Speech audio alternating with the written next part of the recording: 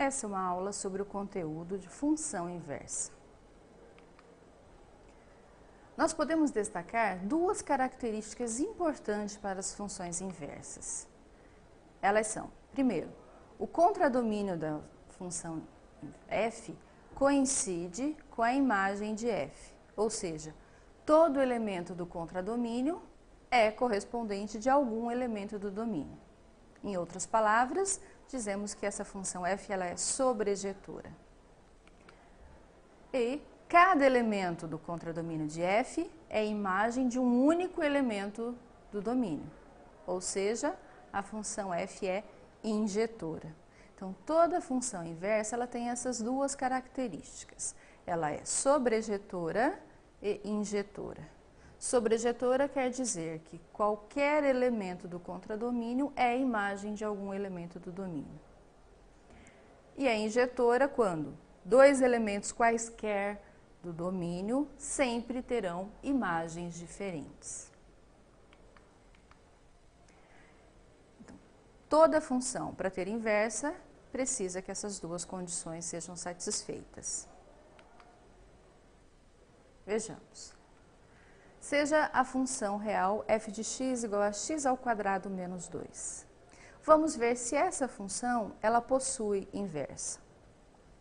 Se qualquer uma daquelas condições, daquelas características comentadas inicialmente, não for atendida, a função f de x igual a x ao quadrado menos 2 não possuirá inversa.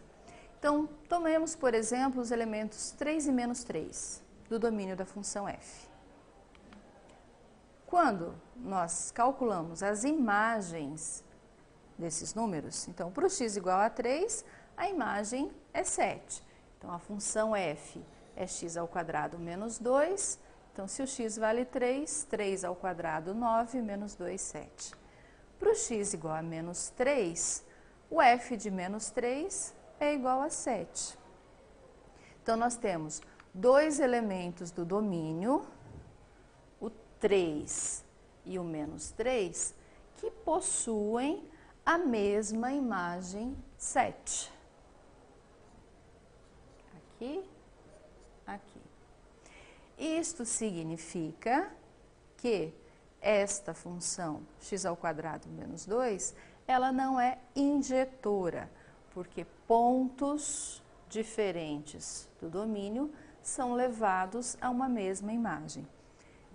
E essa é uma das características que não pode ocorrer para a função ter uma função inversa. Então, quando uma função é tanto injetora quanto sobrejetora, nós dizemos que ela é bijetora. Então, uma condição essencial para você calcular a inversa de uma função é que essa função seja bijetora. Neste caso, já vimos que não é, então não temos como calcular a inversa da função x ao quadrado menos 2.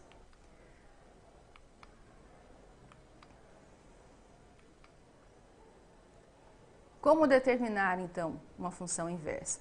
Então, o primeiro passo é ter certeza que ela é uma função bijetora. Quando nós temos certeza que a função é bijetora? A função inversa, que nós denotamos por f a menos 1 de x, é calculada pelo seguinte procedimento. Primeiro, considera-se o f de x igual a y. E a gente troca x por y e y por x. Depois, isolamos o y. Vamos ver esse procedimento para alguns exemplos. Então, quando nós seguimos esse procedimento, o que nós encontramos para y é a expressão algébrica da função inversa. Vamos lá. Para a função f de x igual a 6x.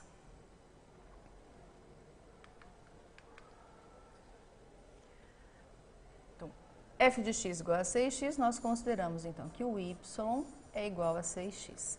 O primeiro passo do procedimento é trocar x por y e y por x. Então, nós escrevemos isto. O segundo passo do procedimento é isolar o y. Então, aqui eu tenho x igual a 6 vezes o y. Para eu isolar o y, então, tenho que dividir tudo por 6. Y igual a x sobre 6. Esta é a expressão inversa. é a expressão da função inversa. Então, o f de x é 6x e a inversa dessa função f é x sobre 6. Graficamente, então, nós temos a linha em preto representando a função f de x igual a 6x e a linha em azul representando a função inversa, x sobre 6. Observem que, em relação à bissetriz dos quadrantes ímpares, que é a reta y igual a x, esses dois gráficos são simétricos. Ou seja, observem aqui, olha, quando o x vale 1, na função o f de 1 vale 6. Na inversa, quando o x vale 6, a imagem vale 1.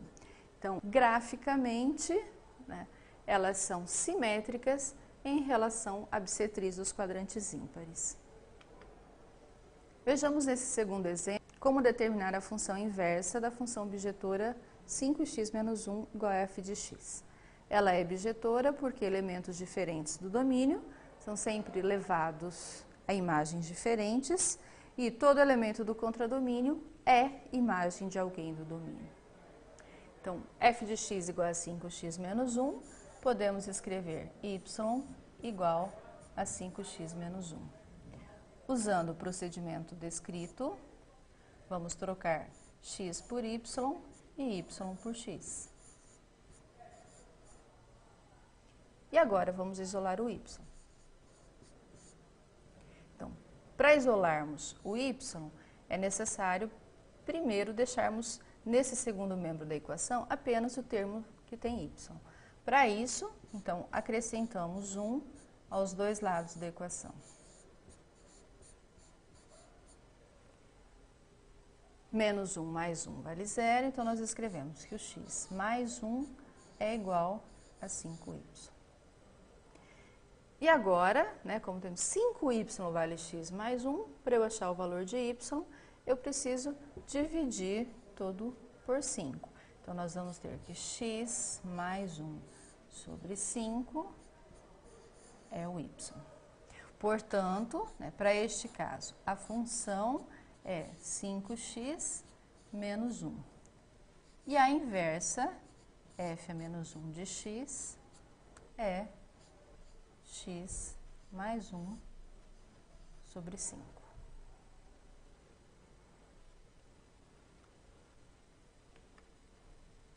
Em termos gráficos, também observe, né?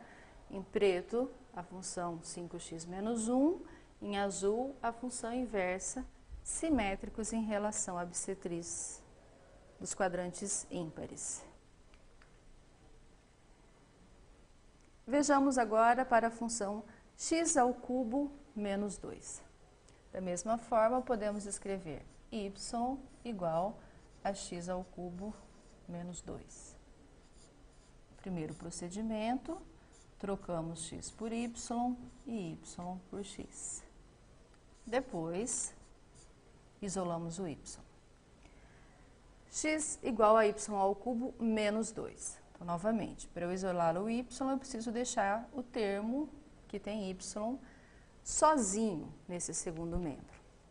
Então, somamos 2 aos dois lados da igualdade.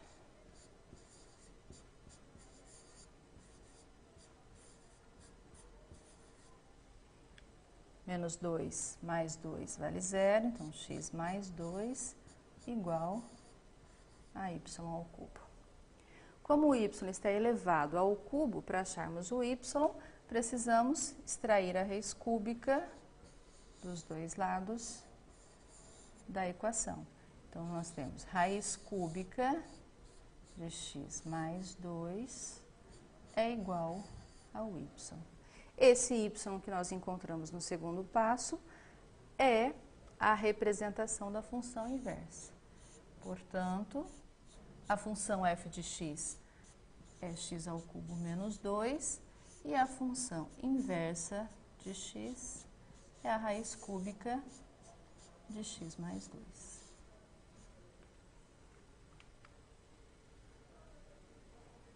novamente, as representações gráficas das duas funções no mesmo plano cartesiano.